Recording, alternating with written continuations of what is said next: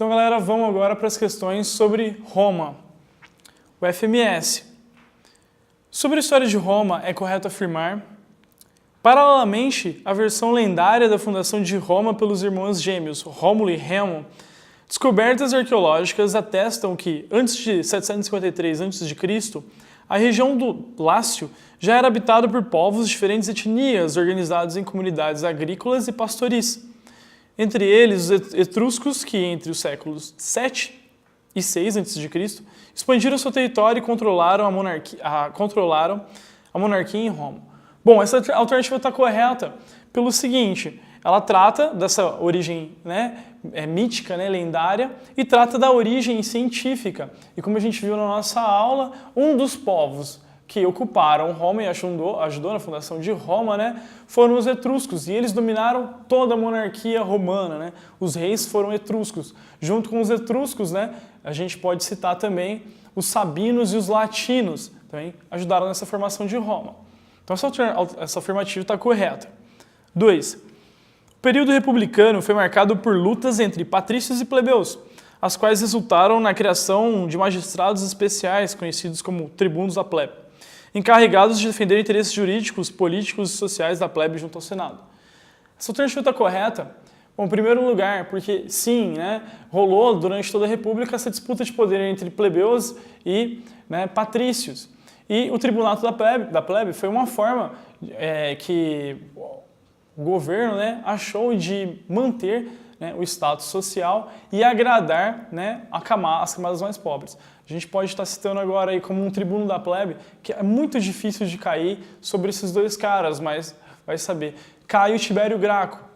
Eles foram tribunos da plebe, mas eles não conseguiram impor a sua reforma, porque os patrícios fizeram pressão. Então, era meio que um jogo político. Se dava a mão, mas se tomava o braço. Então, essa alternativa está correta. 4. A expansão dos domínios romanos na Península Itálica e em torno do mar Mediterrâneo acarretou uma desaceleração do processo de concentração fundiária nas mãos da aristocracia patrícia. Haja visto que o Estado romano estabeleceu uma série de medidas visando distribuir terras aos pequenos e médios proprietários e à plebe urbana empobrecida. Errada, tá? Os patrícios, eles só aumentaram o poder com a expansão romana e eles não estavam nem aí, para as outras classes sociais. Eles só olhavam para o próprio interesse. Então, não. Tá? Essa alternativa está errada.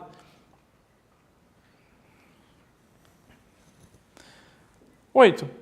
Entre as maiores heranças culturais romanos para a civilização ocidental estão o direito, bem como a língua latina, que serviu de matriz linguística a inúmeros idiomas modernos. Como a gente viu na aula, o latim ele vai servir, vai ser a base do italiano, do francês, do português, do espanhol, do romeno. Então essa alternativa está correta, certo? Vamos para outra, uma afirmativa. Deterioração do exército, crise de suprimento de mão de obra escrava, inflação, instabilidade política, instituição do colonato como novos tipos de relação de trabalho. Foram algumas das características que marcaram o período da história romana conhecido como diarquia, instaurada entre os séculos 3 e 5 d.C.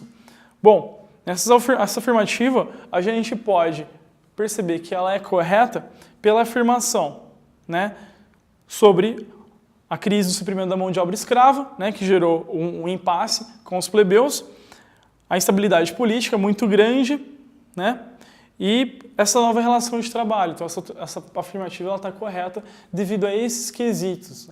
E isso moldou a sociedade romana, isso ocorreu na sociedade romana, e é isso que vai proporcionar, posteriormente, a vinda do feudalismo, que é o tema da nossa próxima aula.